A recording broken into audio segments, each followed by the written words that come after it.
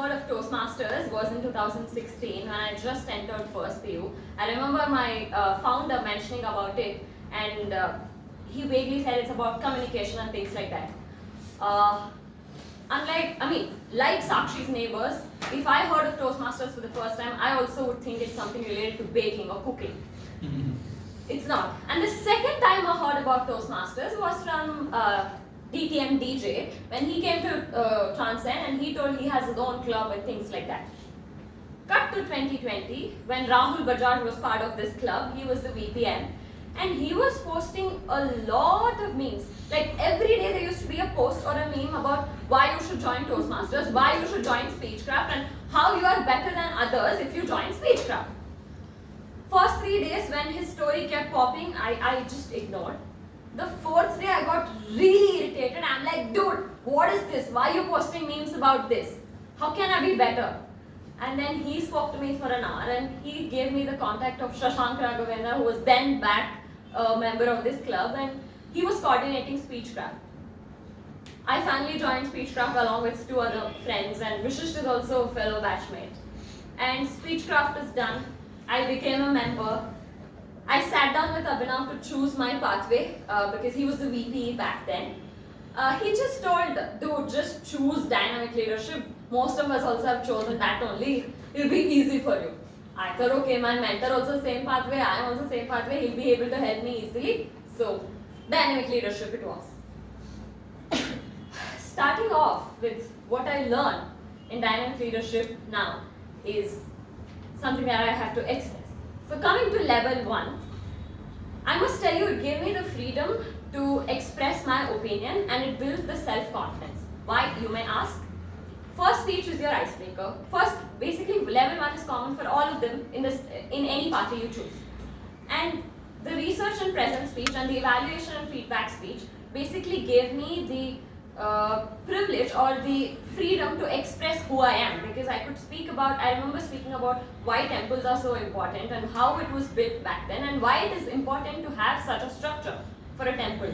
And in my research speech, I spoke about music, which is very close to my heart, given the fact that I've learned it for a good 11-12 years. So first level is where it started building confidence in me. Coming to second level, I never really gave it a thought that there is something called a leadership style and a communication style for a member or for a person to think about. Like, if you ask me, hey Sreelatha, I'm always known to be a bossy, very bold. Now when I'm asked to sit down and evaluate myself based on how I'm supposed to speak or communicate with people, that's when I started to think, okay, so this is somewhere I need to niche down things with regards to my communication and leadership. An introduction to mentoring, I never thought I needed a mentor in my life, but here I am with this one person who I feel like we both want to kill each other every time we get on a mentoring call.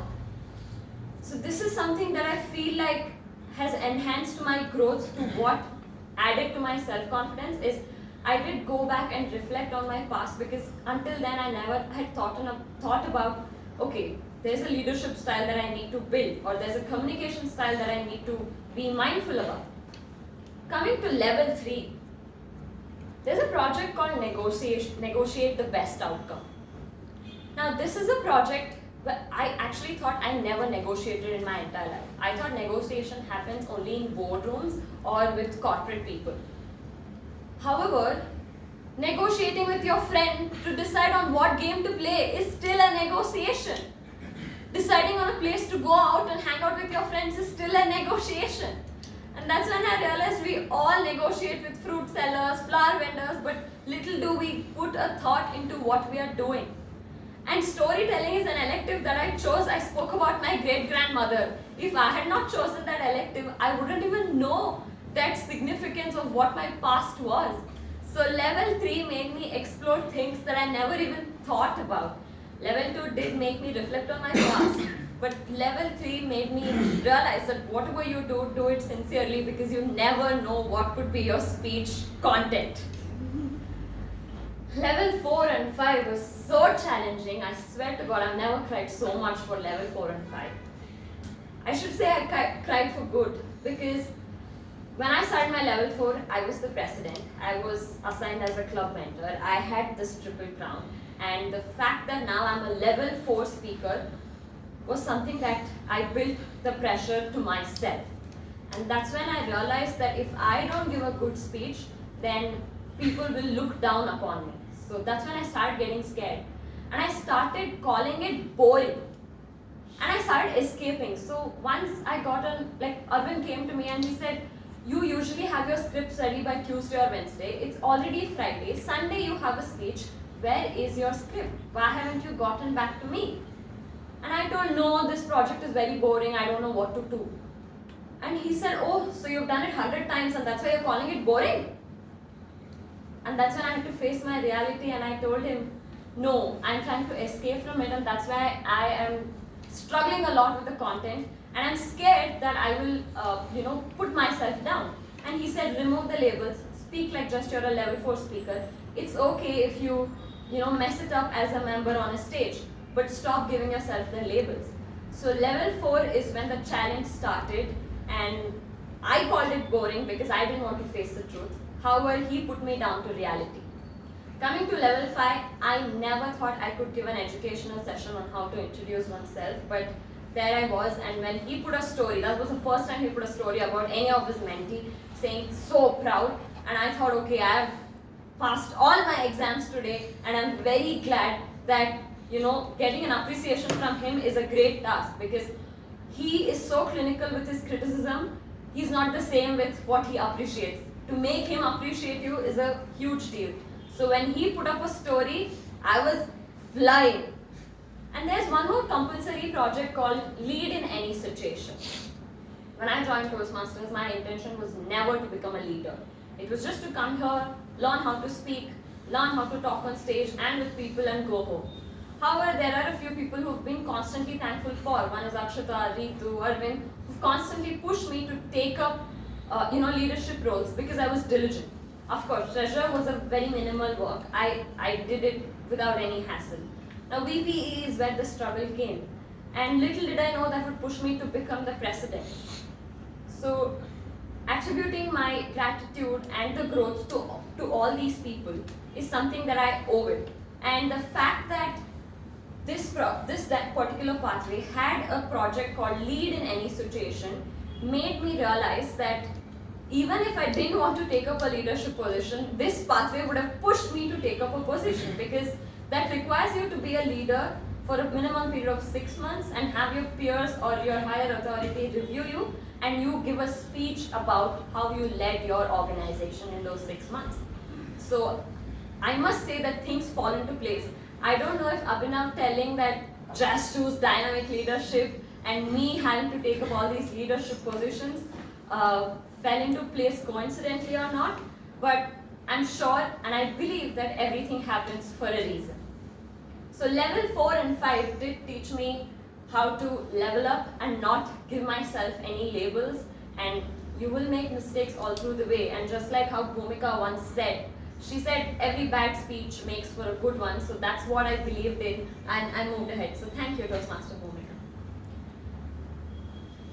Coming to you must be wondering why I said hope to be my speech title. From the very famous movie that says, so remember Red, hope is the good thing, maybe one of the best things, and no good thing ever dies. It's from Shawshank Redemption. And when I saw the movie, I thought, okay, this is something that everybody talks about. Little did I wonder that, when I first joined Toastmasters, I saw Rohan, I saw Arvind, I saw Lalit, everybody speaks so confidently, and I used to think, when will I be able to do it?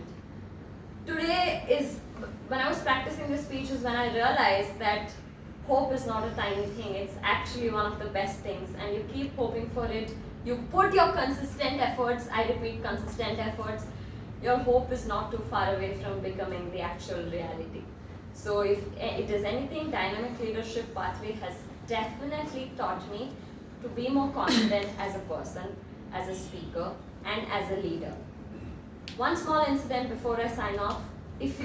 I did do a corporate job for a period of 5 months.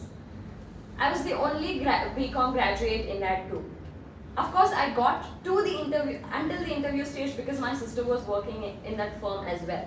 But if I got through the interview, is because I could speak confidently. I could put myself through on a very confident pedestal compared to the others. And I believe that's only because of whatever I've gained here in the past 2 years of whatever I've been doing here. So thanks to all the people who've been part of my journey towards contributing towards my growth, and to everybody who supported me through the journey personally, and to all of them who gave excellent speeches and motivated me to be the best, and of course to my mentors who mentored me even just for one speech or throughout the pathway. So thank you. And if one thing that dynamic leadership has taught me is hope, and I'm sure that any pathway that you guys have chosen will teach you the same and more. Here's to learning. Thank you.